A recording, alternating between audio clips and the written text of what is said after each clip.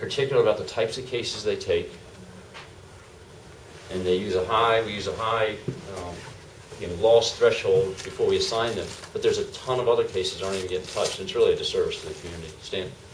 Training Yeah. in the Washington metropolitan area, I think we all saw with the Columbia Mall shooting, the integration of federal, state, local, other forces that joined Howard County Police.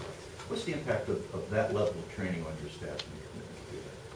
You know, I think we've gotten a lot of compliments. I mean, that was a tragic situation. I've talked to the fathers of both the victims, and there's not much you can tell them. So, but this thing could have been much, much worse. And but we've trained for it. And one of your concerns, or my concerns, is are people taking it serious? When you put them in training, when you put them in the mall in the middle of the night when it's closed, are they really learning what we need them to learn? And the answer was yes. But that is a very labor-intensive thing. Back when I came on the department in 1986, we'd go to training once a year for 8 hours, and most of it was sitting in front of a class, not PowerPoint, but sitting in front of a class being droned at. Now, many of you probably had the opportunity to go up to see our training facility. We try to do as much simulated, realistic training as we can. It's fairly easy for me to take a new police recruit and teach them how to shoot this firearm. It's pretty easy to put them on range, right? That's the easy part. The hard part is teaching them when that would be appropriate to pull the gun out and shoot it, and when it is not. Okay? And so we simulate a lot of exercises. We have a little mock city out there that we simulate that kind of activity for our officers. But that is labor intensive. And so we have to increase our training staff too. That was one of the positions we added last year, and we probably need to strengthen that. We are becoming increasingly reliant on technology. If you had your chance to peek your head into one of our police cars, you know what's in there. It's not like, when I came on in 1986, I had to get special permission to put in the FM converter that I bought so that I could listen to more than AM radio. Okay, that's anybody know what AM radio is? So that's the level of sophistication that probably existed in those police cars. That you look in there now, we have laptops, we have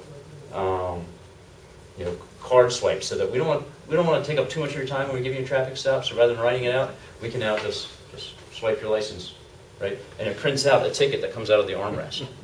Okay, we have license plate readers. We have rifles. We have LoJack locators. So, and Ray always, we always talk about this in the department, right? So we get a grant. We're going to buy 50 of these things because the federal government was giving us grants, and we get 50, and Ray's going, yeah, but what are you going to do in 3 years when they're replaced and the grant goes away? So we have made an incredible investment in technology in the police department, but it's a recurring cost line. Yeah, I was going to say, could you just speak a little bit about CALEA and how that... Yeah, so CALEA is the Commission on Accreditation for Law Enforcement Agencies. Started in the late 1980s, probably the mid-1980s. A couple major police organizations came together. The Police Executive Research Forum, International Association of Police, I think it was the Maryland Sheriff's Association, the National Organization of Black Law Enforcement Executives, came together and said, you know what, we're professionalizing the police department.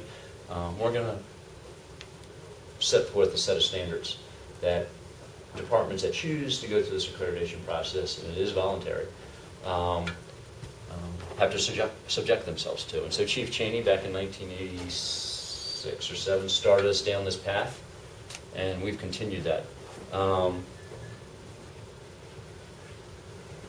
It's somewhat costly, but it's worth it because it makes us, and we'd all like to think, and you all work in your organizations, right?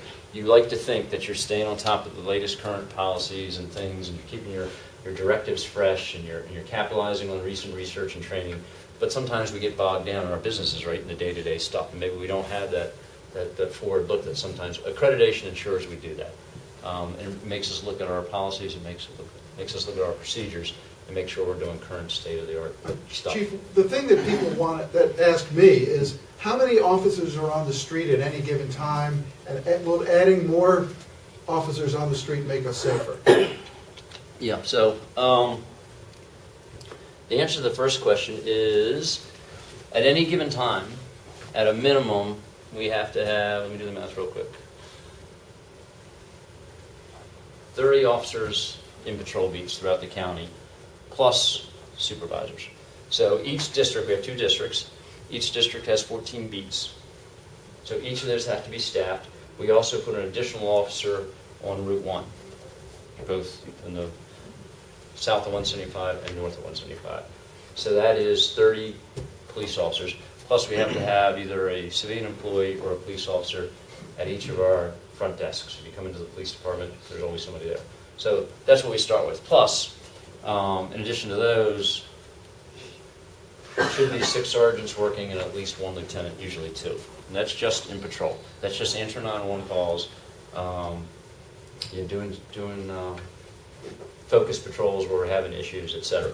That doesn't account for the detectives and the plainclothes units and the SWAT teams and all that. But that's what we start with.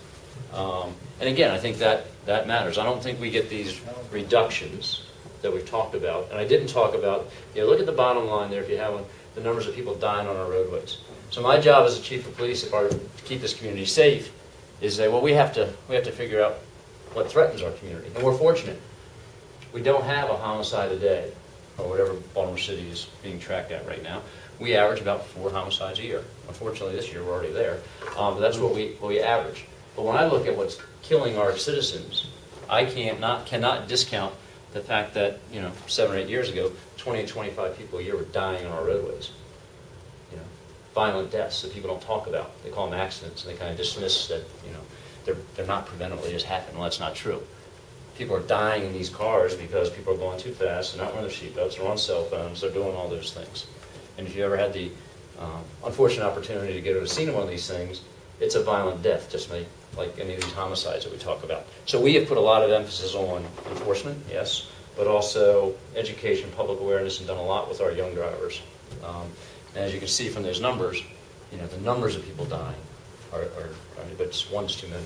Chief, you mentioned earlier that I think your force strength's of 450 plus officers, give or take, at any time. And I know there's, I guess when you first come on board every year, you bring on like 20 plus officers at a time. What's to maintain your projected force strength? Like how many officers do you bring on board? In line with the number of folks that are retiring or reassigned due to personnel issues? Yeah, so it's 2 separate issues. One is our authorized strength, and the other is keeping pace with that. So right now we're authorized at 457 sworn officers plus about 200 civilians. Right now we're 6 officers short, and unfortunately we're not like 7-Eleven. We don't put the help wanted sign up today, interview somebody tomorrow, and they start the following day. From the time and I'm not even talking about the recruiting time. But from the time they take the first test to the academy starts, could be 4 to 8 months. Once they get in the academy is 32 weeks long. Actually, it's 38 now. And then after that, they have to ride with experienced officers for about 14 weeks. So by the time I hire a cop, it's a year before they're out there on their own. And then they are they're a rookie cop. They're riding alone, but they still need some nurturing. So that's one answer. So it's we need to be probably doing a class a year just to keep up with attrition. A class of about 20 people. The next step is further expansion of the police department. I think we're about where we need to be right now in our patrol strength. I think that's pretty good. There's probably some tweaks we need to add a little bit to it. But again, where I'm concerned is that I only have two detectives dealing with frauds for the entire county. I have 1 officer dealing with computer forensics. We do have another repeat offender unit coming on board as a result of last year. You see, Ray's always asking me about what we need next year. I'm just filling the spots that he gave me for the current budget year. So, some of the things that I want to do, we already have in plan. I just got to get them out of the academy so we can do it. But speed enforcement, we don't have enough, and maybe you don't want this, but, if you ride up down 29, be honest, if you ride up down 29 or Route 100, do you really see any presence by us? Do you? I don't think we do. Oh, good. But I don't think, well, whatever. There is absolutely, I don't think that we have set this thing in Howard County where people are afraid to go too fast. And we try to just pick off the fastest ones, but it's just, so. Questions? So how does it work for, looking at your personnel deficits and thinking if you have layoffs and other communities. Can you go from being a cop in Montgomery County with 10 years of experience to being a cop in Howard? Is that trivial? So it's not an easy process. We do, in fact, we're getting ready to kick up, we call them lateral police officer hires. But generally where they work, where you see, so most people, so we're one of the few careers I think anymore where somebody comes and works for the same employer for 25 or 30 years. I mean, that's what my father did with a phone company, but nobody else does that. People move from job to job to job. So our retirement systems in our profession are really based on staying a length amount of time. So who we're successful in getting, and we're very, very choosy, because when you get a lateral police officer, you can get somebody with a lot of experience and really bring some good skills, and we've gotten that. You can also get somebody that's one step ahead of their IED in their own department, internal affairs in their own department. So we're very, very selective on who we take. And not to say we're better or worse, I'll say better, but we're different. So we have some expectations in our department. Our officers are expected to do a lot of investigations at the patrol level that in other departments they just write a report, maybe just write a report and send it up to detectives, and maybe a detective. So we really do have our officers trying to use full service as possible. That doesn't always fit well for a lateral that's used to not having that type of expectations on it. So we do have lateral programs, and we do give a slight bump in pay if they come over, depending on their experience. So the starting salary will be a little bit higher than if they're brand new. So for us, it's usually, if they've been in their other department for about 3 to 4 years, that's good for us, because they've got enough experience where we're getting something. They don't have too much invested in the old system where they say, it's not worth it.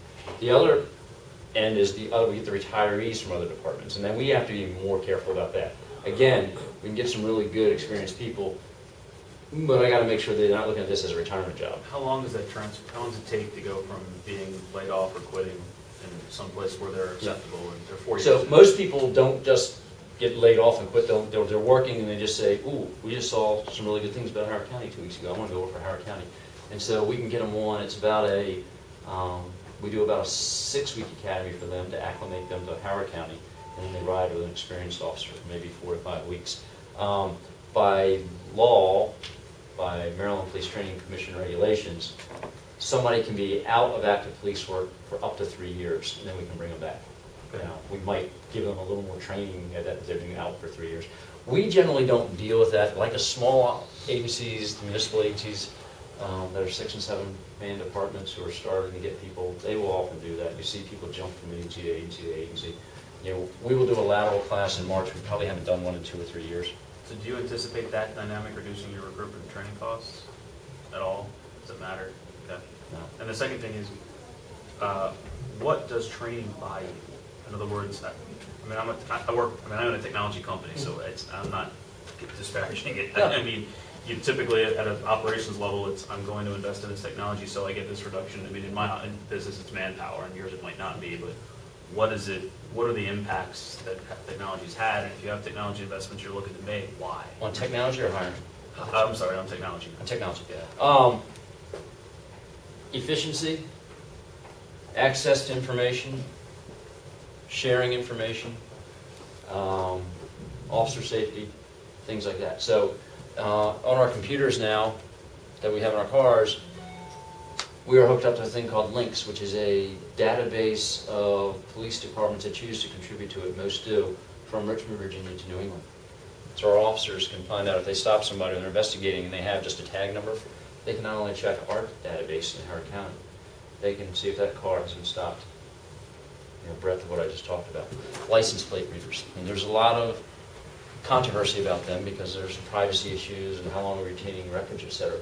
But if we have equipment, either stationary or on cars, that can scan every single tag that goes by it and flag us when that car is stolen or the person that's won it, or we can use it historically to go back and say, we have this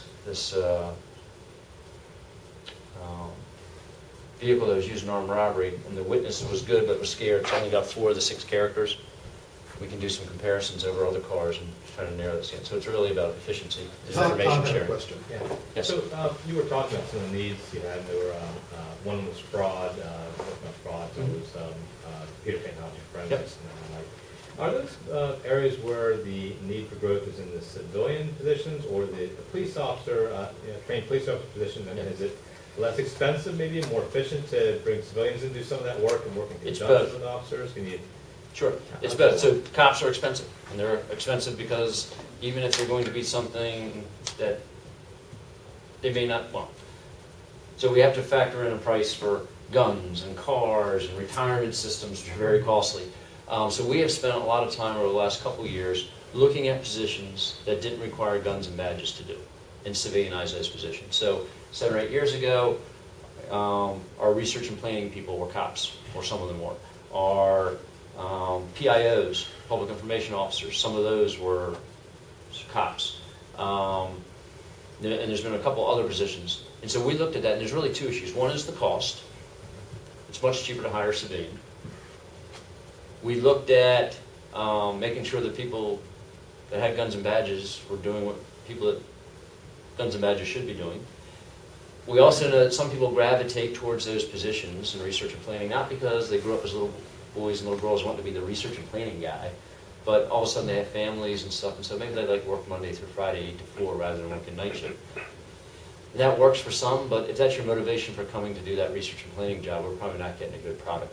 The other thing that we have found, and this is absolutely true, is by civilianizing them and advertising and hiring people that have trained in that position, have a passion for that position. You saw Sherry Llewellyn probably handling the small shooting, a couple of, she's good at what she does because she loves it. For me to take a cop who's been trained to do a lot of things and then try to train him to be a public information officer, it's tough. The one issue is, like in the computer forensics, we're trying to civilianize that.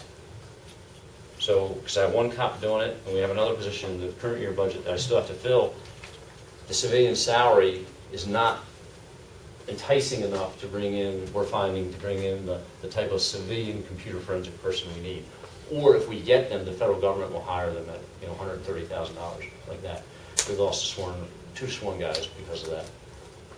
But it does seem like you would probably get somebody who's better at computers. Yes, absolutely. But we got to pay them, If to raise the salary, you get something competitive. and they have to get through background checks and all that, which most can, because tech companies aren't hiring criminals either. But a lot of people get knocked out on our background check.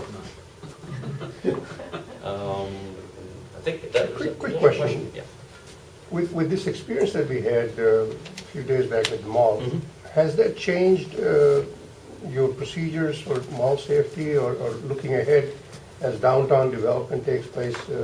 What are you looking at? Yeah, I'm glad you brought downtown development. Let me answer that first, and I'll jump back to the mall.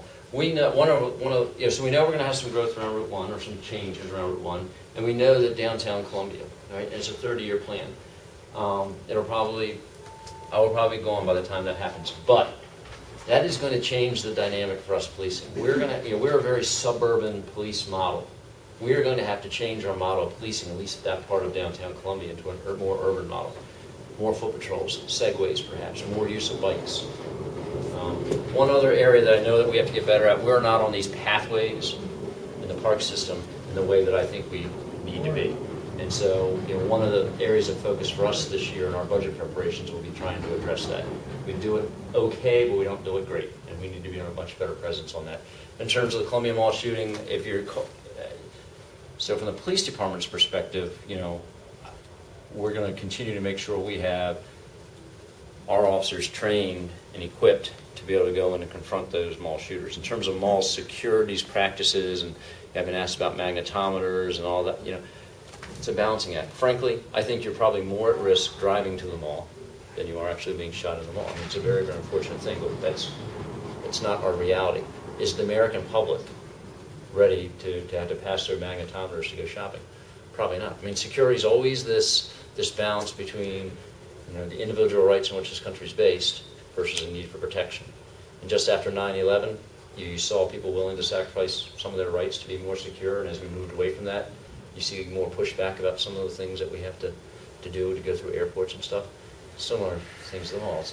Just from the timing point of view, this was a perfect time to implement, if there were any plans for any changes. People were very open to changes. But what about the cameras and other technology? So the cameras inside the mall, every part of that mall, the common areas, not necessarily the stores, the large anchor stores have good security video. But the mall has excellent video within the common areas and all in the parking lot. And we use that on a day-to-day basis. It absolutely was helpful 2 weeks ago, but we use it on a day-to-day basis. And I think that's some of the discussions we've had with downtown Columbia. You know, as we develop that, should we have more cameras? Incredibly helpful. Building on that same issue, you talked a little bit about forensics personnel. How about technology? Are there technology needs that you guys are facing? I think there's a couple levels. Number one is maintaining what we have, and you know, this stuff has a, if you're in that business, what's the shelf life on some of this stuff? I mean, it's, you know, by the time we get trained on it, somebody's going, we gotta get more new stuff. So one is keeping pace, and the second is expanding some of the things that we have, and the third part is, I don't even know what's gonna be out there in 3 years that we're gonna want. One quick question. Yes, sir. Is the red light cameras and all that contributing significant or just minimal? Like in Montgomery County or in DC, they are a big contributor to Economics? Yeah. You know, you're not gonna believe this, I don't really care about the money that it makes. You know, we've designed them to be a mechanism to increase safety and reduce collisions, and they've done that. In terms of the money, you know, as long as it's breaking even, I think we're doing okay. We are not bringing in the sums of money that other jurisdictions are because of our conservative approach. Our speed camera program last year made about $70,000 over expenses. So it was pretty much a break-even It's not proposition. intended to be money. Yeah. I'm sorry? It's not intended. I mean, and you know what? Could I go out and ramp those things up and use them more and try? We are trying to target a problem with people speeding.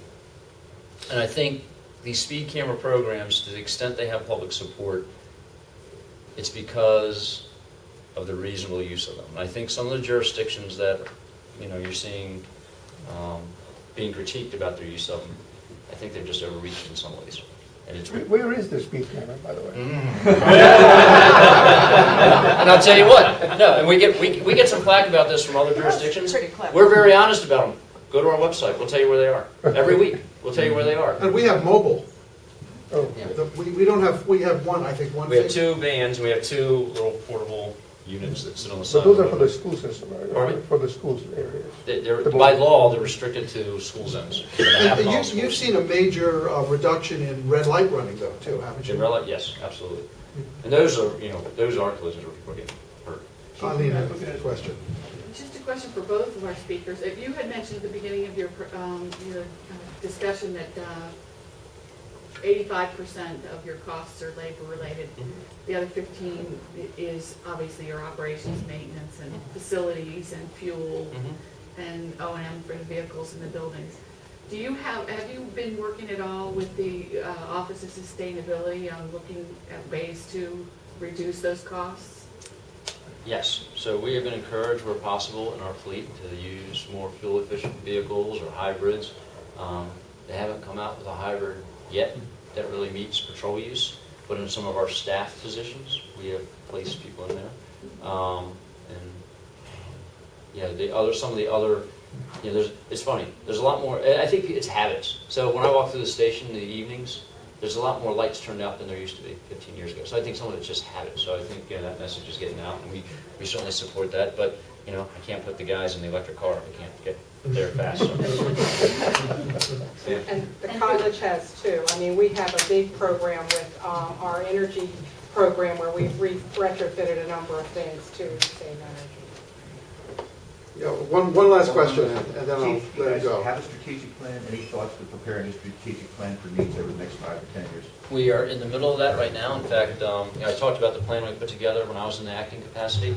We know we have a new government coming in, and so we have started undertaking this process. We had our first meeting with all my lieutenants and above about a month ago, and to start brainstorming where do we need to be. And so we are having follow-up conversations about that and trying to coincide that with my best friend Ray. Tell me how much I can spend. I'm going to tell you how much money we don't have. I know. Well, thank you very much. Appreciate it. Yep. Okay. No problem. Glad to do it. Okay. So we just have a few minutes left, but while we're waiting. Hey, there's adjunct faculty. What's that?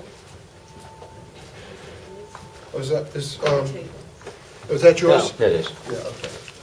It's the location of all the speed cameras. Unfortunately.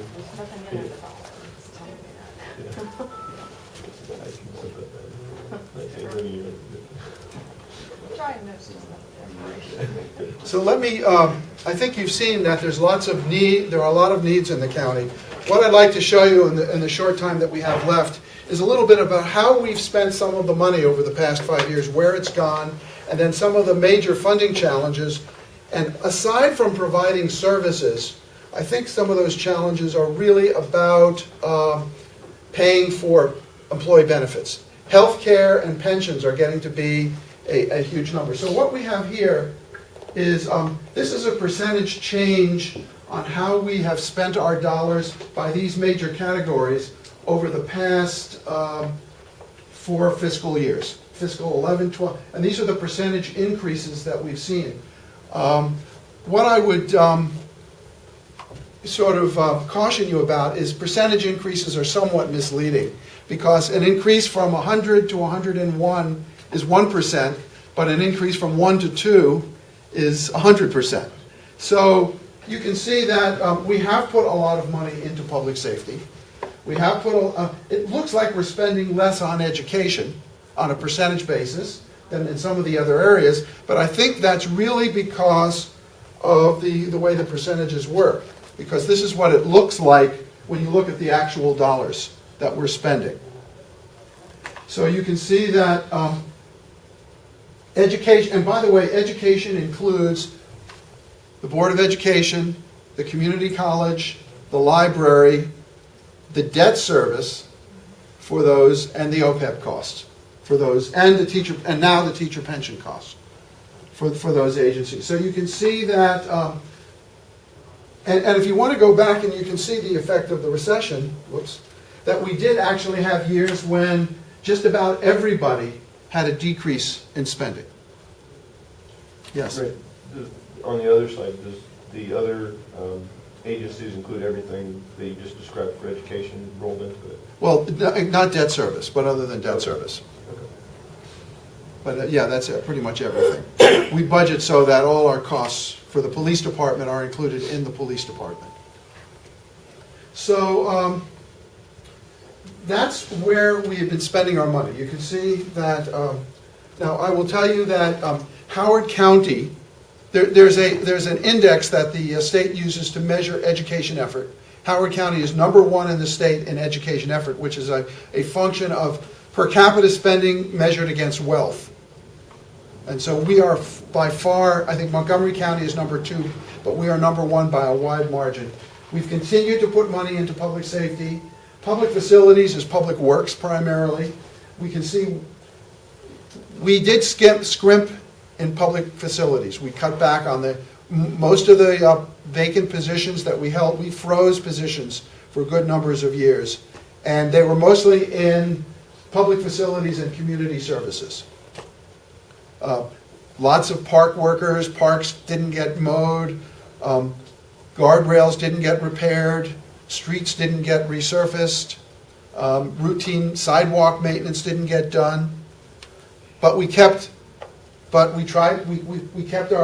primary focus on education and public safety, so that we have always met the maintenance of effort requirement. We have exceeded, last year we exceeded the maintenance of effort for the first time in several years. The maintenance of effort requirement says that you cannot spend less than you did the previous year on a per pupil basis, and given the projected increase in enrollment, you have to spend more. And so our enrollment is growing by about 1% a year. So the maintenance of effort requirement is about 1%. But on top of that, the state layered on top of us the teacher pension costs, which I'll be talking about in a minute. I think the real challenge for the Board of Education going forward is that a 1% increase in its budget over time is not going to be able to sustain the Board of Education at the level that we have been accustomed to in Howard County, because just the cost of providing step increases and COLAs to existing teachers is pretty dramatic. And you heard from Ken about the capital cost, and I think next week we'll hear about some of their operating pressures. Yeah. Maybe we'll talk about this next week, but do you see any implications with the Montgomery, Prince George's, and Baltimore County kind of uniting to go to the governor and say you need to send more of the pie our way? Well, you know, there's pros and cons, and we'll hear some about this next week, is that the state aid formulas are wealth-based. And it's nice to be the wealthiest guy in town, or close to the wealthiest guy in town, but it also means we're getting less of an increase in state aid than we've gotten in past years. Over the past 10 years, I think, during the recession, and when we were just providing the bare minimum maintenance of effort, the state was still phasing in what was called its Thornton funding, when they did do a dramatic increase in state funding. But for the last 2 years, we've seen essentially level state funding. So all of the increases in their budget have to come from the county government. And Howard County did step forward and fund in excess of the maintenance of effort last year. I believe our maintenance of effort was about $4 million, plus the increase in teacher pension, which was about $2.5 million, and we funded an increase of close to $15 million. That's I think says well for Howard County, but the question really is, as we see, there's a wide range of needs and problems that we have to deal with. So what I wanted to talk about is some of these funding challenges that we face. And really, you know, the chief isn't here now, so I can say this. We've added 75 officers, civilianized a lot of positions, put a lot of money into technology. Our police departments are in pretty good shape. Our roads are in okay shape. They're not falling apart the way they have. Our schools are in pretty good shape. There are challenges we need to face, but as you said, we've been doing a pretty good job of maintaining our infrastructure. We have demonstratively the best school system in the state in terms of scores and responses, and people are voting with their feet to come to Howard County schools. To me, the real challenges that we face are our health care costs and paying for the increased cost of pensions and retiree pensions. So let me, in the few minutes I have left, let me just talk a little bit about that. This is a slide from last year. Last year, Bolton Partners, which is the county's actuary, made presented this same slide. But in a year, not much has changed. And what this says is that it's showing you the fiscal year, it's showing the baseline trend for health care costs, saying that in 2014, the county's health care cost was about $30 million, the schools was about $78 million, and the college was about $5.8 million. By 2040, that's going to rise from $30 million to $132 million for the county, from $78 million to $343 million for the school board. So that's an ongoing cost that's now included in those budgets. So as health care grows faster than inflation or enrollment, if our budget is only growing with the maintenance of effort at 1% a year, we have a problem. This next chart shows the projected retiree health care costs as people are retiring out of the system. And if you haven't heard me use the acronym OPEB before, you'll hear it now. Other post-employment benefits. Counties are now required to disclose in their comprehensive annual financial reports their actuarial liability for future health care costs. And again, retiree health care costs for the county in 2014, $5 million, roughly $12 million for the schools. It's going to raise by 2040 to $35 million from 5 for the county, $66 million for the schools annually. So Yes. is the OPEB liability a present value of future expected costs? That's how you do it? Yes. Okay. Yeah. So that number right now is about? Yeah, all right. Okay, so this is the OPEB obligation. Not all counties do this, but we do this in Howard County, is that we recognize our OPEB obligation for both the county and the school board. Some counties have said, schools, you're on your own. You have to pay for that out of your maintenance of effort. But we are required to do an actuarial evaluation every 2 years as to what our OPEB liability is.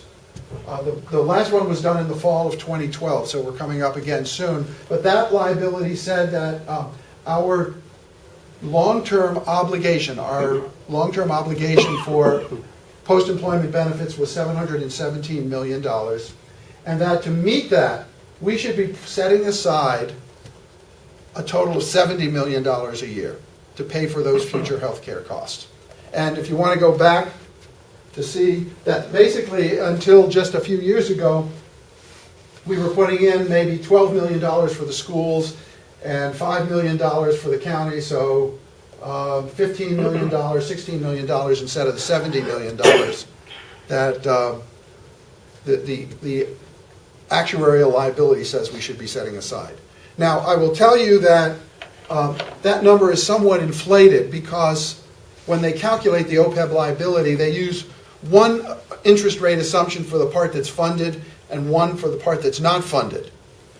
So right now, with our funding at about 10% of where it needs to be, the liability is a lot higher because they're using a lower interest rate to calculate the future benefits. As we start to put money aside, that total number should come down, but it's still going to be high. So the county set up an OPEB trust, and we're putting money aside over and above our PAYGO cost into that trust. We started this in 2009, and we put about $15 million in, and then the recession came. And when you don't have food to put on the table, you don't put money in your savings account. And that's the situation we were in during the recession. But beginning in this current fiscal year, we began to refund our OPEB trust, and we set aside in 2014 $5 million of current revenue and $7 million from our fund balance. We're planning in this 2015 year that's coming up to put $10 million of current revenue plus about another $5 million of our fund balance into our OPEB trust. We have now about $45 million in our OPEB trust towards that $700 million liability.